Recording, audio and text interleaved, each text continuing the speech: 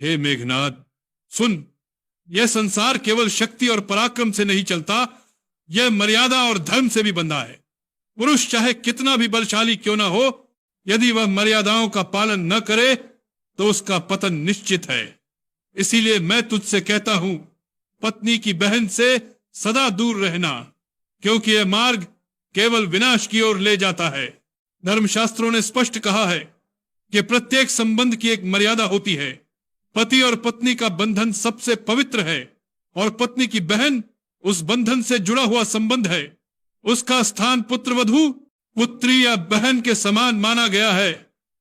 यदि कोई पुरुष उस मर्यादा को भंग करता है और पत्नी की बहन के समीप जाने लगे तो वह अपने ही धर्म को कलंकित करता है। यह आचरण व्यभिचार से भी बड़ा पाप है, क्योंकि यह संबंधों की पवित्रता को नष्ट करता है। हे मेघनाद, देख, जिस प्रकार आग को सीमा में रखो तो वह भोजन पकाती है, घर को प्रकाश देती है, परंतु वही आग यदि सीमा तोड़ दे तो वह घर को जला डालती है। उसी प्रकार संबंध भी हैं। जब तक वे अपनी मर्यादा में रहते हैं तब तक शुभ होते हैं, परंतु जब मर्यादा टूटती है तो अधर्म की ज्वाला सब कुछ भस्म कर देती है। पत्नी की बहन का संबंध भी ऐसा ही है। यदि कोई पुरुष उसे मोह या वासना से देखता है तो वह अपने कुल की जड़ को जलाता है। रामायण इसका प्रत्यक्ष उदाहरण है। दंडक वन में जब राक्षसी शूर्पणखा ने राम और लक्ष्मण को वासना की दृष्टि से देखा, तब उसका अंत अपमान और पराजय में हुआ। स्त्री हो या पुरुष, जब वह धर्म विरुद्ध आकर्षण में पड़ता है तो उसका मार्ग विनाश की ओर जाता है।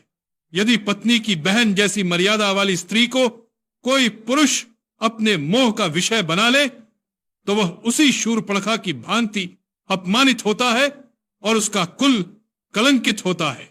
धर्म कहता है कि गृहस्थ का जीवन यज्ञ के समान है। पति और पत्नी दोनों उस यज्ञ के यजमान हैं। उस यज्ञ में पवित्रता और विश्वास ही होती हैं। यदि पति अपने धर्म का पालन न करे और पत्नी की बहन के साथ मोह में पड़ जाए तो वह उस यज्ञ में अपवित्र वस्तु डालता है। ऐसा यज्ञ देवताओं को नहीं बल्कि राक्षसी प्रवृत्तियों को प्रसन्न करता है। परिणाम स्वरूप उसका जीवन नरक बन जाता है। हे मेघनाद, यह भी समझ कि पत्नी की बहन से निकटता केवल व्यक्तिगत पतन ही नहीं बल्कि सामाजिक कलंक भी लाती है। समाज ऐसे पुरुष को कभी सम्मान नहीं देता। उसकी कीर्ति धूल में मिल जाती है। उसका परिवार टूट जाता है। उसकी पत्नी के हृदय में आघात होता है। उसके बच्चे कलंकित होते हैं और उसका वंश अपमानित होता है। इस प्रकार का अधर्म केवल एक व्यक्ति को नहीं, पूरे कुल को डुबो देता है। हे मेघनाद, स्मरण रख, स्त्रियां परिवार की मर्यादा की रक्षक होती हैं। यदि कोई पुरुष उस मर्यादा को भंग करता है तो वह स्वयं धर्म का शत्रु बन जाता है। धर्म केवल मंदिर में पूजा करने से नहीं होता। धर्म तो इन संबंधों की पवित्रता में है। यदि तू पत्नी की बहन से दूरी रखता है और उसे केवल बहन के रूप में देखता है तो तू धर्म का पालन करता है। लेकिन यदि तू उसके प्रति मोह पालता है तो तू धर्म का हनन करता है।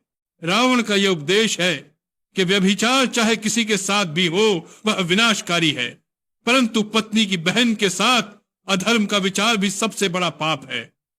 यह केवल काम का दोष नहीं है, यह कुल की मर्यादा के विरुद्ध अपराध है। जो पुरुष इसमें लिप्त होता है उसे इस लोक में अपमान और परलोक में नरक दोनों मिलते हैं। इसलिए हे मेघनाद, सावधान रहना, अपने जीवन को धर्म के मार्ग पर रखना, स्त्रियों को उनकी मर्यादा में देखना, पत्नी की बहन को अपनी बहन मानना और सदा स्मरण रखना कि मर्यादा का पालन ही पुरुष की वास्तविक शक्ति है। यही धर्म का मर्म है। यही रामायण का उपदेश है।